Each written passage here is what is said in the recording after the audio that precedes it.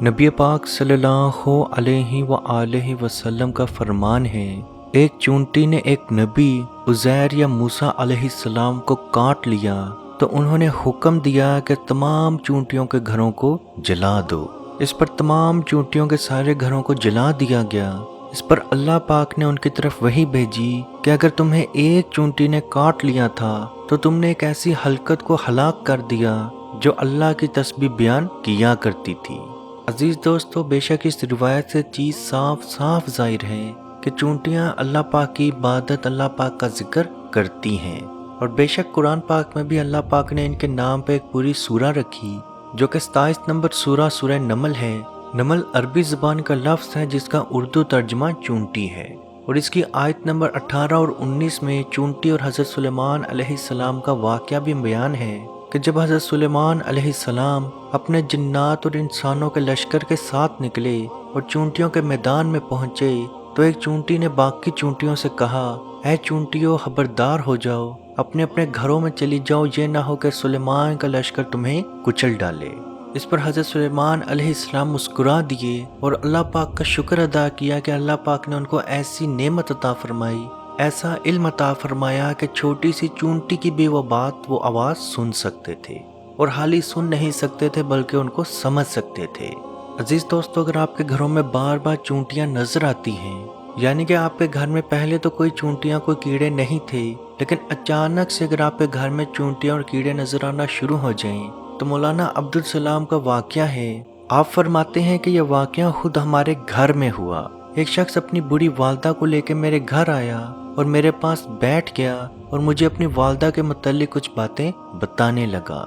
उसकी वालदा मेरे घर वालों के पास चली गई। मैंने उन्हें बुलवाया और उन पर दम किया, फिर वो दोनों अपने घर चले गए। मैं जैसे ही घर में दाखिल हुआ तो क्या देखता हूँ कि घर में अचानक से चूंटियां ही चूंटियां आ चुकी हैं। मुझे लगा ये आम सी बात है, तो मेरे घर वालों ने चूंटियों की सफाई करना शुरू की, कीड़ों की सफाई करना शुरू की।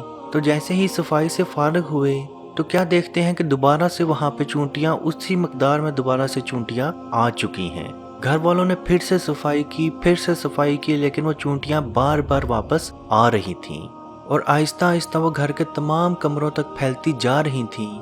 तो मैंने अपने घर वालों से पूछा वो औरत क्या कर रही थी जो यहाँ पे आके बैठी थी। तो घर वालों ने कहा कि उसने हमसे तो कोई बात नहीं की, लेकिन वो एक कोने की तरफ, घर के एक कोने की तरफ बार बार देखती जा रही थी। तो मौलाना अब्दुल सलाम फरमाते हैं कि मैं समझ गया कि ये नजर बद का मामला है, क्योंकि वो औरत एक गरीब तबके से आई थी, एक गांव से आई थी। वैसे तो मेरा घर बिल्कुल आम सा, सादा सा, छोटा सा घर था, लेकिन वो बहुत साफ और अच्छे तरीके से मेंटेन था। तो उस औरत की नजर बद वहाँ पे लग गई। उस औरत ने कोई नजर बद जानबूझ के नहीं लगाई, बस वो टिकटिकी बांध कर एक जगह को देखती रही और देखते ही देखते वहाँ पे नजर बद लग गई। तो मौलाना अब्दुल सलाम फरमाते हैं कि मैंने पानी मंगवाया, उस पर नजर बद का दम और चंद आयात पढ़ी। उसके बाद घर के तमाम कोनों पे वो पानी छिड़क दिया। अल्लाह पाक के हुक्म से मुकम्मल तौर पर वो कीड़े ख़त्म हो गए और कोई समझ नहीं आई वो कीड़े कहाँ से आए और कहाँ पे दोबारा गायब हो गए। तो अजीज़ दोस्तों, इस वाक़े से ये चीज़ पता चलती है कि घरों में बार बार कीड़े चूंटियों का आना नजर बद की अलामत में से एक अलामत हो सकती है। बाज़ लोग इसको रिज़्क़ की फरावानी या रिज़्क़ की वजह से भी कहते हैं। तो अजीज़ दोस्तों, हमारे मुताल्लिक तो ये नजर बद की सबसे ख़ास निशानी है। आप कोशिश करें कि उन चूंटियों को मत मारें, क्योंकि हम लोग खुद भी अपने घरों में स्प्रे करते हैं ताकि चूंटियां हमारे घरों में ना आएं, किचन में ना आएं। लेकिन कोशिश करें कि उन चूंटियों को आप मत मारें, क्योंकि हज़रत इब्ने अब्बास रज़ी अल्लाह ताला अन्हो से मनकूल है कि नबी पाक सल्लल्लाहु अलैहि व आलिहि वसल्लम ने 4 किस्म के जानवरों को कत्ल करने से मना फरमाया: चूंटी, शहद की मक्खी, हुदहुद और लटोरा। हदीस तो ये ज़ईफ है, लेकिन ये 3-4 किताबों में हदीस मिलती है। मिशकात में भी मिलती है और सुनन अबू दाऊद में भी मिलती है। तो अजीज दोस्तों, अगर आइंदा आपके घरों में चूंटियां नजर आएं तो कोशिश करें कि अपने खाने पीने वाली चीज़ों को संभाल लें, या अगर आपके खाने पीने वाली चीज़ों के अंदर वो चूंटियां जा चुकी हैं तो उनको वहाँ से निकाल के बाहर फेंक दें। अब हमारे घर में बार बार कीड़े मकोड़े, चूंटियां नजर आ रही हैं, तो हम अपने घर के अंदर कैसे इलाज करें? तो सबसे पहले आप पानी लें। अव्वल आखिर एक मरतबा दुरूद शरीफ या दूध इब्राहिमी, कोई भी आप दुरूद शरीफ पढ़ सकते हैं। ایک ایک مرتبہ درود شریف اول و آخر ایک ایک مرتبہ درود شریف 7 مرتبہ بسم اللہ ارکی کا من کلی شیء جوزی کا من حاسد حاسد ومن کلی عین اللہ یشفی کا۔ جتم آپ نے 7 مرتبہ پڑھنا ہے اور 3 مرتبہ 3 ٹائم سورہ فلق اور سورہ ناس، یعنی کہ 3 دفعہ پہلے آپ سورہ فلق پڑھیں پھر 3 دفعہ آپ سورہ ناس پڑھیں۔ اس پانی پہ دم کریں اور اپنے گھر کے کونوں پہ وہ پانی چھڑک دیں اور کوشش کریں کہ وہ پانی ایسی جگہوں پہ چھڑکیں جہاں پہ کسی کا بھی پاؤں نہ آ سکے، اور تھوڑی دیر کے بعد وہ پانی خود بخود سوکھ جائے۔